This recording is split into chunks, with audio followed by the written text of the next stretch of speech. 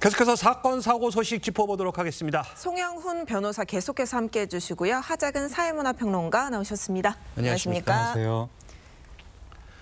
광주에서 뺑소니 사망 사고를 내고 달아난 남성이 도주 이틀 만에 붙잡혔다는 사건, 어제 이 시간에도 저희가 전해드렸는데, 자, 이 구속된 운전자가 근데 영장실질심사에는 참석하지 않았다고요? 그렇습니다. 이 영장실질심사라고 하는 것은 법률 용어로는 이제 구속 전 피의자 신문인데요. 이 피의자가 구속 전 피의자 신문에 나는 출석하지 않겠다라고 해서 영장실질심사를 포기할 수 있습니다. 지금 이 뺑소니 사건의 피의자가 그런 경우고요. 사건 발생 이후에 도주했다가 해외 도피까지 시도를 했다고 하지 않습니까? 그러다가 검거가 됐기 때문에 구속영장 발부 사유인 도망할 염려가 굉장히 현저한 케이스죠. 그래서 어차피 출석해봤자 구속될 것이 뻔하니 포기한 것이 아닌가 그렇게 분석이 됩니다. 그렇군요. 운전자의 도주를 도왔던 고교 동창은 이 실질심사에 참석했는데요. 그 모습 보겠습니다.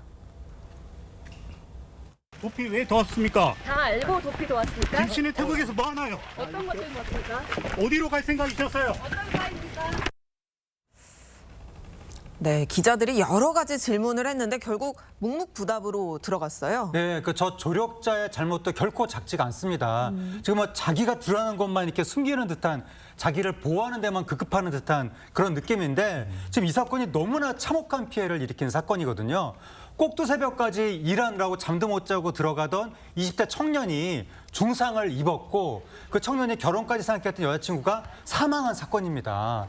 이 정도 그 피해를 일으켰으면 거기에 대해서 좀 제대로 반성하고, 이제라도 지금 이 사건이 의혹이 많거든요. 운전자가 뭐 하는 사람인지 그런 의혹이 많은데, 네. 거기에 대해서 전 조력자, 그리고 저 B 씨 말고 조력자 C 씨가 또 있거든요. 이 두 명의 조력자가 빨리 조금 이 운전자 김 씨에 대해서 제대로된 진술할 필요가 있습니다. 알겠습니다.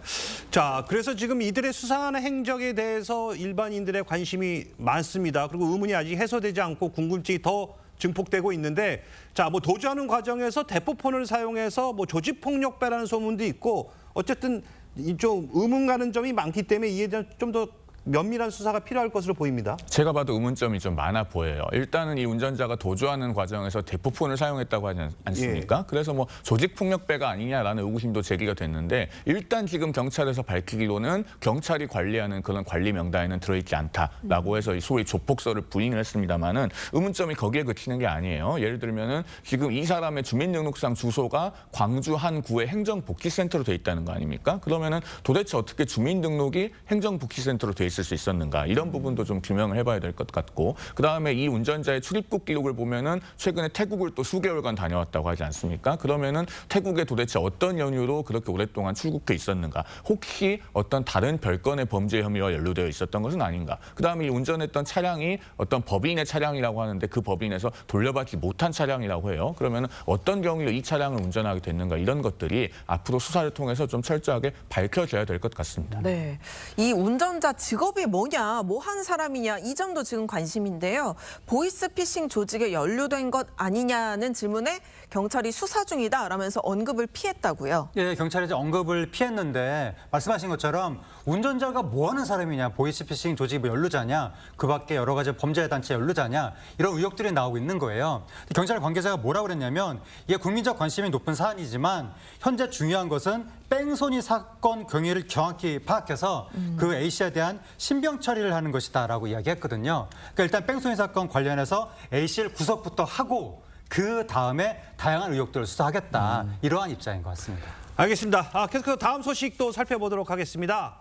자, 이제 조금 있으면 여의도에서 불꽃 축제가 열리는데요. 올해도 어김없이 바가지 요금, 이게 또 지적되고 있어요. 예, 좀 해도 너무한 거 아닌가라는 생각이 드는데, 올해도 100만 명 정도가 모일 거라고 예측이 되는 거예요. 예. 벌써부터 가격이 뛰고 있다고 합니다. 왜냐하면 레스토랑 같은 경우에 미리 예약을 받잖아요. 어떤 한강변 레스토랑은 그 불꽃 축제 당일날 VIP 테이블이 2인에 59만 9천 원.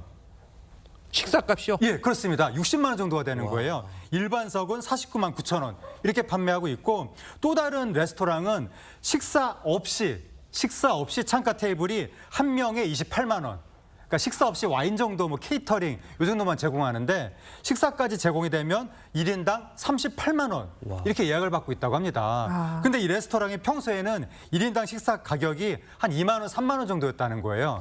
근데 불꽃 축제한다고 거의 한 30만 원, 40만 원 이 정도 받으니까 이거 너무한 거 아니냐 그런 이야기가 나오고 있습니다. 그렇군요.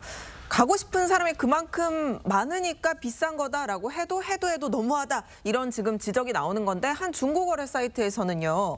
돈을 받고 새벽부터 한강공원 자리를 맡아주겠다 이런 글도 지금 있다고요. 네, 한강공원 자리 쟁탈전도 뭐 치열하다는 거예요. 네. 그래서 돈을 받고 내가 새벽부터 거기 자리를 맡아주겠다. 또 어떤 분은 내가 있는 건물 옥상을 또 뭐 돈을 받고 빌려주겠다. 이런 분도 있다고 하는데 제가 옛날에 한강공원 둔치에서 돗자리 깔고 누워서 본 적이 있거든요. 예. 바로 눈앞에서 막 불꽃이 터지니까 네. 장관입니다. 근데 다 보고 나니까 온몸에 거뭇거뭇한 재가 하늘에서 떨어져서 옷을 버릴 수 있거든요. 이런 점도 주의하셔야 되겠습니다. 알겠습니다. 자, 이 매년 축제 때마다 뭐 비싸다, 바가지 요금이 뭐다 이런 지적이 나오는데도 이 안 바뀌고 있는데 좀 현실적으로 좀 제재할 수 있는 이런 방법 만들면 안 됩니까? 법으로 막거나 제재하기가 현실적으로 좀 어렵습니다. 예를 들면 우리 호텔 같은 경우도 성수기 요금과 비수기 요금을 다르게 받지 않습니까? 그런 연장선상이라고 보면은 저것을 법으로 좀 어떻게 제재하기는 상당히 어려워 보이고 그런데 이제 지나치게 과도하게 바가지 요금을 받을 경우에 이게 황금알을 낳는 거위에 배를 가르는 것이 아니냐. 그러니까 업계에서 어느 정도 좀 자율적인 조정이 필요한 것이 아니냐 이런 분석과 지적도 있는 실정입니다. 알겠습니다. 자, 다음은 가수 유승준 씨 관련 소식도 한번 살펴보도록 하겠습니다. 병역 의무 기피로 22년 동안 입국이 금지된 이 가수 유승준 씨가 최근 또다시 비자 발급이 거부돼서 입국이 어렵게 됐다고요? 네, 또 거부가 됐습니다. 그러니까 이게 유승준 씨가 2015년에 처음에 재동포 비자, 이른바 F4 비자라고 하는 그거를 신청했었거든요. 근데 LA 총영사관이 거부를 한 거예요. 그래서 유승준 씨가 소송을 제기해서 이겼거든요. 근데 그 다음에 신청을 했더니 LA 총영사관이 두 번째로 또 거부를 했습니다. 유승준 씨가 두 번째로 또 소송을 제기했거든요. 그래서 작년 11월 달에 대법원에서 이겼습니다. 그래서 이번에 유승준 씨가 세 번째로 비자를 신청했는데 LA 총영사관이 세 번째로 또 거부했습니다. 그렇군요. 유승준 씨 과거 자신이 공공의 적이냐라면서 반발하기도 했었는데요. 다시 들어보겠습니다. 아니 제가 무슨 정치범입니까? 제가 무슨 공공의 적입니까? 제가 누구를 살인했습니까? 도대체 뭐가 무서워서 한 나라가 유승준이라는 연예인 하나 한국에 들어오는 것을 이렇게 막으려고 난리 법석입니까 도대체? 그렇게 할 일이 없으세요? 네, 유승준 씨 측이 인권 침해를 주장하기도 했는데 이 영사관 측에서 비자 발급 거부한 이유 좀 설명해 주세요. 그러니까 이 사건은 좀 역사가 뿌리 깊습니다. 그러니까 유승준 씨가 과거에 병역 기피를 한 것 때문에 법무부 장관이 입국 금지 그 명령을 내려놓은 상태였죠. 그러니까 이제 2015년에 유승준 씨가 그 비자 발급 거부 처분에 대한 취소 소송을 제기해서 말씀하신 것처럼 2019년 7월에 대법원에서 파기환송 판결을 받아냈고 2020년 3월에 최종적으로 제3고심에서 승소를 합니다. 그래서 비자를 다시 신청을 하니까 2020년 7월에 비자 발급 거부 처분이 또 나왔거든요. 다시 소송을 해서 2023년 11월에 또 승소를 합니다. 그런데 이번에 지금 거부 처분이 나오는 것은 지난번에 거부 처분했던 날짜 그 이후에 그러니까 2020년 7월 이후의 사정을 봤을 때 유승준 씨가 어떤 그 입국을 하게 되면 공익에 반할 우려가 있다라고 하는 사유로 처분을 한 거예요. 그래서 직접적으로는 지난번 대법원 판결의 사유가 적용이 되지는 않습니다만 사실은 지난번에 있었던 그 대법원 판결의 취지는 병역 기피를 목적으로 국적을 상실한 자는 원칙적으로 입국을 못하게 해야 되지만 38세가 넘었다면은 국익을 해칠 우려가 없는 한 체류 자격을 부여해야 한다라는 겁니다. 그래서 그러면은 과연 입국을 했을 때 국익을 해칠 우려가 있는가 이 부분이 앞으로 또 새로운 소송에서 쟁점이 될 것 같습니다. 자, 그런데 일부에서는요, 이 유승준 씨가 이 관광 비자로 입국할 수 있는데 굳이 왜 재외동포 비자를 고집한다 이런 지적도 있는데 이건 어떻게 봅니까? 네, 바로 그 F4 비자. 그래서 많은 분들이 혹시 유승준 씨가 관광 목적이 아니라 돈을 벌기 위해서 F4 비자를 고집하는 거 아니냐 그런 의혹을 제기했는데 유승준 측에서는 전혀 사실이 아니다. 나는 재외동포니까 재외동포 비자, F4 비자를 신청하는 거지 돈을 벌 목적이 아니다. 그렇게 주장하고 있습니다. 알겠습니다.